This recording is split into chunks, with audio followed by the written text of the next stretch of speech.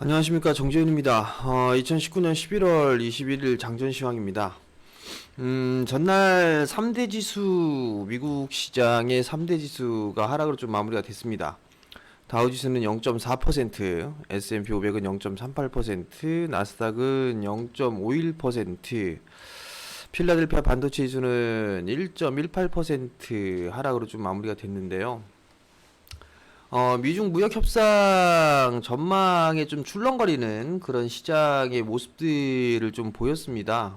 3대 지수 여전히 뭐 견조한 그런 모습들을 좀 보여주고 있어요. 견조한 모습들을 좀 보여주고 있는데, 하락폭을 그래도 축소를 시키면서 마무리가 좀 됐습니다. 아랫꼬리를 달면서 마무리가 되는 그런 모습들을 좀 보였었고요. S&P 500 또한 마찬가지로 장중에 0.9%대까지 밀렸다가 낙폭을 좀 축소를 해주는 그런 모습들을 좀 보였었고요. 나스닥 시장도 마찬가지로 1%가 조금 넘게 하락을 했었습니다. 그러다가 아래꼬리를 좀 달아주면서 마무리가 좀 되는 그런 모습들을 좀 보였었는데, 시장의 흐름들 일단은 필라델피아 반도체 지수도 11선을 깨고 21선을 좀 지지를 해주고 있는 그런 모습들이에요. 저가를 좀 깨주는 그런 모습들이 일단 나올 수도 있어 보입니다. 그러면 좀 더 눌림이 좀 나올 수도 있지 않을까라고 좀 판단이 되는데, 우선 지수가 밀려 내려왔던 이런 부분들을 좀 보게 된다라면 뭐 무역 협상에 대한 부분들이 일단 줄을 잃었다라고 좀 보시면 좋지 않을까라고 좀 판단이 되는데요. 1단계 무역 합의가 올해 끝나지 않을 수 있다라는 그런 얘기들이 나오고 있습니다. 중국 쪽에서 관세 철회의 폭을 확대해달라라고 요구를 좀 하고 있는 그런 상황들이고, 거기에다가 그렇다면 미국은 기존 요건에 대한 요구를 했던 그런 조건들을 더 강화시키려고 하는 그런 모습들을 좀 보이면서 협상 부분들에 있어서 조금 힘들 수도 있다라는 그런 얘기들이 좀 나오고 있는 그런 상황들입니다. 월스트리트 저널을 좀 보게 되면 미중 무역 협상이 교착 상태에 빠질 우려가 있다라는 그런 얘기들이 나오고 있는 상황이고요. 특히나 전날 같은 경우 미국 상원에서 홍콩 인권 법안이 통과가 됐어요. 그런 소식이 전해지면서 중국은 내정 간섭이다라고 하면서 강하게 반발을 했었고, 보복 조치를 하겠다 뭐 이런 얘기들이 좀 나오고 있는 그런 사항들이에요. 그러면 이제 트럼프 대통령 같은 경우는 타결이 안 된다라면 추가 인상을 하겠다, 관세에 대한 추가 인상을 하겠다라는 그런 얘기들이 좀 나오고 있는 그런 상황들인데, 여기서 좀 보게 된다라면 인권 법안이 통과가 됐는데 트럼프 대통령 같은 경우는 뭐 어제 소식 뉴스가 나온 부분들을 좀 보게 되면 트럼프는 이 거부권을 행사할 수 있다, 행사할 수 있다 뭐 이런 얘기들이 좀 있었어요. 근데 이 부분들은 아마 이 무역 협상에 있어서 카드로 쓰지 않을까, 쓸 것 같습니다. 그렇다면 뭐 트럼프 쪽에 있어서 가장 강한 카드가 좀 되지 않을까라고 좀 판단이 되는데요. 이러한 부분들이 일단 중국 쪽에 과연 이게 받아들일지 이 부분들을 좀 체크를 해봐야 될 것 같고, 또 하나는 뭐 협상이 좀 잘 진행이 되고 있다 뭐 이런 얘기들을 좀 하고 있는 그런 사항들이에요. 근데 이제 조만간 끝날 것이다 이런 얘기들을 좀 했었었는데, 그게 이제 교착 상태에 빠지고 하다 보니까 시장 자체가 이제 불확실한 그런 부분들이 더 커지는 그런 상황들이에요. 그러면서 미국 시장도 좀 밀려 내려온 그런 상황들이고, 거기에 따라서 조정을 좀 받는다라고 좀 보시면 좋을 것 같습니다.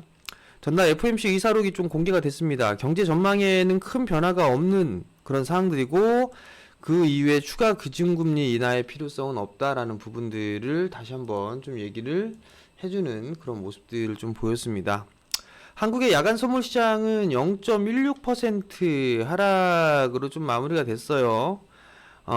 약보합세로 좀 마무리가 됐는데 전날 선반영이 좀 됐었죠. 한국 시장 같은 경우는 선반영이 좀 된 그런 상황인데, 수급 악화가 좀 지속되고 있는 그런 모습이에요. 어제 같은 경우도 좀 보게 된다라면 좀 매도가 많이 나왔었는데, 일단 하락에 대한 요인들 한번 좀 살펴볼 필요성이 있을 것 같아요. 전날 이제 무디스에서 한국 기업의 신용 등급 이 부분들 무더기 강등을 하겠다라는 그런 얘기들, 우려감이 좀 나왔었고요. 첫 번째는 그리고 장 마감 이후에 MSCI 리밸런싱이 시작됐다. 뭐 이런 얘기들이 좀 나왔습니다. 전날 3,300억대의 매도가 좀 나왔었죠. 기관 쪽도 매수보다는 매도로 좀 나오고 있는데, 연기금이 1,000억 정도 매수를 해주고 있는 그런 상황이지만 매수 여력이 좀 부족한 그런 부분들이에요. 투신 쪽도 매도가 좀 나와주고 있고, 코스닥 같은 경우도 매도가 좀 나와주는 그런 모습들을 좀 보였었는데, 일단 리밸런싱에 대한 부분들은 다음 주면 좀 마무리가 될 수가 있어요. 다음 주만 마무리가 좀 될 수가 있기 때문에 일단 이 부분들은 조금 더 기다려봐야 된다. 시간이 좀 해결해 줄 것이다 라고 좀 보시면 좋을 것 같고요. 그리고 또 한 부분들은 한국이나 일본이나 미국 쪽에서는 국방비에 있어서 대폭 증액을 좀 요구를 하고 있는 그런 사항들이에요. 근데 한국 쪽에서는 현실적인 증액을 해야 된다 이런 얘기들을 하고 있고, 의견이 좀 많이 엇갈리는 그런 모습들이 좀 보여지고 있는데, 만약에 이게 안 된다라고 하게 되면 트럼프의 성격상 관세 카드 이 부분들을 좀 하지 않을까 싶어요. 그렇게 된다라면 오히려 한국 기업들에 있어서는 조금 악재로 작용할 수 있다라는 거, 그 부분도 좀 기억을 하셔야 될 것 같아요.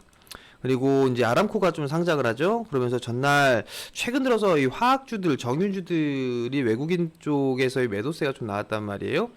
그 영향이 좀 되지 않나라고 좀 판단이 되고요. 그다음에 개인 주식 양도세 이 부담도 일단 슬슬 나와주고 있는 그런 상황들이에요. 수급적으로 봤을 때는 뭐 개인들만 매수를 한다라는 그런 부분들이 있지만, 기관 쪽에 잡혀 있는 그런 부분들 속에서도 개인 쪽 자금들이 좀 있을 거예요. 그런 부분들인데, 개인 주식 양도세 부담 이 부분들로 인해서 변동성이 좀 커질 수도 있어요. 변동성이 좀 커질 수 있다. 이 부분들은 좀 기억을 하고 계셔야 되지 않을까라고 좀 판단이 됩니다. 근데 결국 이 부분들, MSCI 리밸런싱이나, 그리고 양도세, 이 부분들은, 일단 시간이 해결해주는 그런 부분들이잖아요. 시간이 해결해주는 그런 부분들이다 보니까 시간적인 여유를 좀 가지고 봐야 된다라는 거, 그 부분들만 좀 기억을 하시면 좋을 것 같습니다. 자, 전날 같은 경우 기관과 외국인 쪽 매수 상위 종목군들 중에 코덱스 200 선물 인버스와 코덱스 인버스, 즉 하락 배팅을 할 수 있는 ETF 쪽의 매수 상위에 좀 올라와 있어요. 그렇다는 얘기는 시장에 있어서 외국인 쪽과 기관 쪽은 조정을 좀 받을 수 있는 그런 가능성이 높다. 뭐 이렇게 좀 판단을 하고 있는 것 같습니다. 그렇기 때문에 종목별로 일단 대응을 좀 잘 해야 된다라는 거, 그 부분도 좀 기억을 하시면 좋을 것 같고요. 시장이 최근에 좀 그나마 지수가 올라갔던 그런 상황들 속에서 이제 빠지기 시작하게 되면 항상 얘기들이 뭐 대세 하락이 온다, 뭐가 얼마까지 빠진다 이런저런 얘기를 하는 그런 부분들이 있어요. 근데 시장에 대한 지수는 최악은 박스권역으로 보면 된다. 뭐 그렇게 좀 생각을 하시면 좋을 것 같아요. 과거에 이러한 박스권역이 있었죠. 이러한 박스로 진행됐던 이런 부분들로 좀 진행이 된다. 최악이라도 뭐 대세 하락이나 이런 부분들은 없다. 그 부분들을 좀 생각을 하시면 좋을 것 같고, 현재 PBR 부분들은 0.88배 정도 수준이에요. PER은 조금 높은 그런 상황들인데 PBR은 0.88배 수준이고, 오늘 선물 기준으로 놓고 봤을 때에 280포인트 자리 때 그 자리 때만 좀 지지를 해준다라면 일단은 반등은 좀 나와주지 않을까라고 좀 판단이 되는데, 러프하게 그냥 이 갭을 메우는 정도의 수순, 뭐 요 정도 정도가 된다라면 뭐 반등권역으로 좀 봐도 좋지 않을까라고 좀 판단이 됩니다. 그러니까 그 부분들 좀 생각을 하시면 좀 좋을 것 같고요. 지수도 뭐 21선에 딱 걸쳐 있는 그런 사항들인데, 2100 정도까지는 러프하게 좀 놓고 보자, 그렇게 좀 말씀을 계속적으로 좀 드리고 있는 그런 상황들인데, 그 부분들을 좀 생각을 하시면 좋을 것 같습니다. 내년도 시장의 전망이나 뭐 이런 부분들 2400포인트 정도를 좀 상방으로 고점으로 좀 보고 있는 내년도 전망이 나오고 있는 그런 상황들인데요. 2100 정도까지 갈 수 있을까? 저는 아직까지는 모르겠습니다.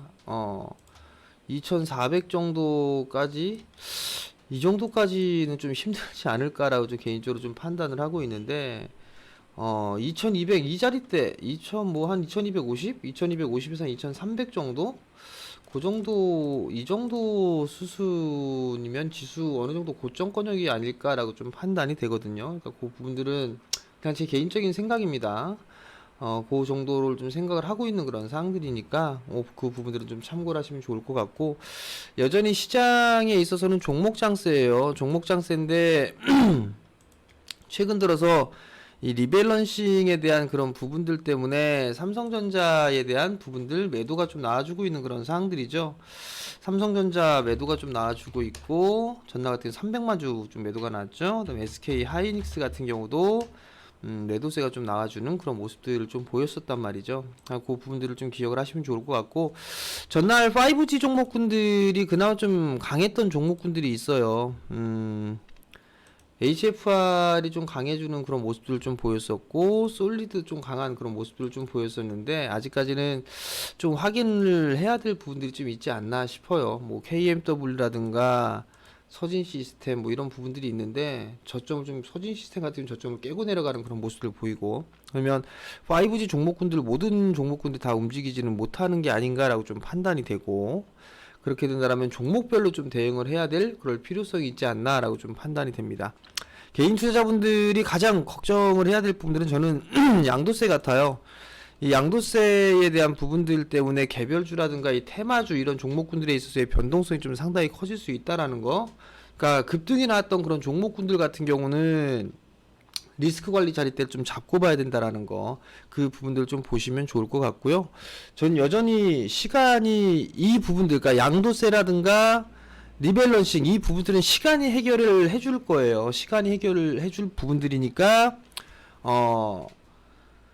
조금 답답한 흐름들이 나오더라도 일단은 관망을 하거나 아니면은 대응 자리대를 명확하게 잡고 그렇게 단기적인 플레이를 하는 그런 전략이라든가, 아니면 조정 시에 뭐 내년도 시장을 대비를 해서 모아간다든가 뭐 이런 식으로 좀 전략을 활용하면 좋지 않을까라고 좀 판단이 되니까요.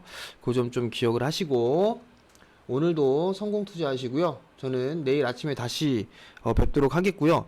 제가 여러분들께 권해드리고 싶은 거는 차라리 안정적으로 할 수 있는 고배당 가치주, 그 부분들이 여러분들이 가장 안정적으로 할 수 있지 않을까라고 좀 판단이 되니까 그 점 좀 참고를 하시고 오늘도 성공 투자 하시기 바랍니다. 마치겠습니다.